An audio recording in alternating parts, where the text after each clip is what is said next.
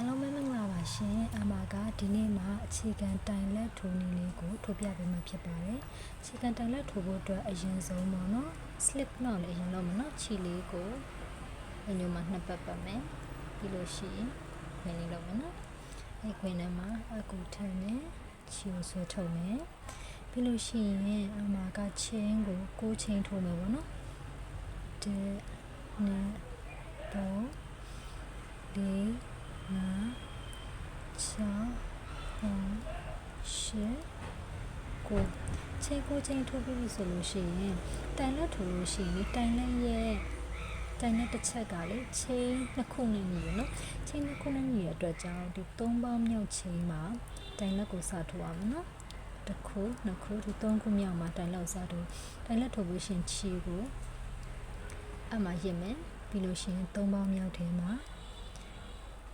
အကူထည့်ပြီးတော့ခြေကိုဆွဲထုတ်မှာပြီးရင်အပေါ်မှာရှိတဲ့ဒီခြေ3ခွင်းလုံးကိုဆွဲထုတ်လိုက်မှာအဲဆိုရင်တိုင်လက်တစ်ချက်ရပြီနော်နောက်တစ်ခေါက်လည်းအလိုပဲအမှရစ်မယ်သူကရဲ့အပေါက်ထဲမှာခြေကိုထိုးထည့်မယ်ပြီးရင်ခြေကိုဆွဲထုတ်မယ်ဒီမှာရှိနေတဲ့ခြေ3ခွင်းလုံးကိုဆွဲထုတ်လိုက်မှာအဲဆိုရင်တိုင်လက်2ချက်ရပြီအမှရစ်မယ်ခြေကိုထည့်မယ်ဆွဲထုတ်မယ်အဲဆိုရင်အပေါ်မှာ3ခွင်းလုံးကိုပြန်ပြီးတော့ဆွဲထုတ်လိုက်အဲဆိုတိုင်လက်လေးရပြီနော်အမကခုနကချင်းကို6ချင်းထိုးထားတဲ့အတွက်တိုင်လက်ကတော့9တိုင်လေးရမယ်နော်ဒီမှာ3တိုင်ရှိပြီအမရစ်မယ်ခြေကိုထိုးထည့်မယ်ဆွဲထုတ်ပါအမရစ်မယ်ကောက်လေးမှာအထည့်ပြီးတော့ဒီ3ခွင်းလုံးကိုဆွဲထုတ်မယ်အမှန်ရမယ်ချီထည့်မယ်ဆွဲထုတ်အစိမ်ကနေချက်ရလို့ဆိုတော့1 2 3 4 5 6ချက်ရတယ်နောက်ဆုံးတစ်ချက်ပဲကျန်တော့နော်အမှန်ရမယ်ချီထည့်မယ်ဆွဲထုတ်3ဝင်လုံးဆွဲထုတ်အဲ့ဆိုလို့ရှိရင်တိုင်လိုက်ရနော်နောက်တစ်ထပ်တက်မယ်ဆိုရင်ချင်းကိုနှစ်ခါထိုးမှာခြေတစ်ခါလို့ဒီဘက်ကိုလှည့်မယ်ဒီအပေါက်ကပေါ့နော်ဒီအပေါက်ကနေခြေကိုအမှရင်းမယ်ပြီးဒီပေါက်အပေါက်တွေထည့်မယ်ခြေကိုဆွဲမယ်ဒီ3ခွင်းလုံးကို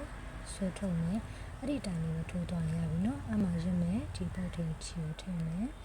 ဆွဲထုတ်မယ်3ခွင်းလုံးပြန်ထုတ်မယ်အမှရင်းမယ်ပေါက်တွေကိုအလိုထည့်မယ်ခြေကိုဆွဲယူလာမယ်ပြီးရင်ဒီ3ခွင်းလုံးကိုပြန်ဆွဲထုတ်မယ်ဒီတိုင်းလေးပဲထိုးသွားလိုက်ရပါပြီနော်အဲဆိုလို့ရှိရင်ဒီအပေါ်မှာလည်း9ချက်ရအောင်နော်အဆုံးထိထိုးပြပေးမယ်နော်ဒီမှာရှင်နဲ့ချီရထည့်မယ်ဆွဲထုတ်မယ်3ခွင်းလုံးဒီနောက်ဆုံးပေါက်လေးတော့နည်းနည်းတတိထားရမယ်နော်တစ်ခါကြိုင်ဒီပေါက်လေးကျန်လေးတက်လို့နော်ဒီမှာကဘယ်နှခုရပြီလဲဆိုတော့1 2 3 4 5 6ခုရပြီ6ခုရပြီတစ်ပေါက်ကျန်တယ်နော်ဒီပေါက်နော်ဒီပေါက်ဒီနှစ်ခုလောက်ရေးပြီးထည့်နော်ချင်းထည့်ပြီးတော့ဆွဲမယ်အဲဆိုလို့ရှိရင်တိုင်ရက်လေးရပါပြီရှင်အားလုံးပဲအဆင်ပြေကြပါလိမ့်ရှင်နောက်ဗီဒီယိုမှာပြန်လည်ဆုံတွေ့ကြမယ်နော်